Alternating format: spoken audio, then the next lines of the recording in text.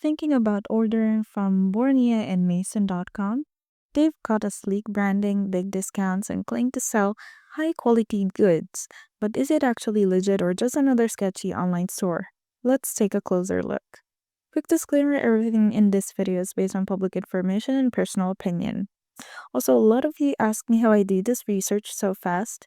I actually put together a complete guide that shows you my exact process. Links in the description. Now, at first glance, the site looks clean and professional, but according to Reddit and Scam Advisor, there are some serious red flags. Users say orders never arrive, customer support is basically non existent, and refund requests go ignored. Scam Advisor gives the site a very low trust score, citing things like hidden ownership, suspicious server details, and zero transparency. Classic scammy behavior. So is Bourne and Mason a worthy store? Honestly, probably not. Too many warning signs, too little legit feedback. If you value your money and sanity, you're better off skipping this one. Have you had any experience with Bourne and Mason? Good or bad? Drop it in the comments. And don't forget to like and subscribe for more no fluff reviews on trending products in stores.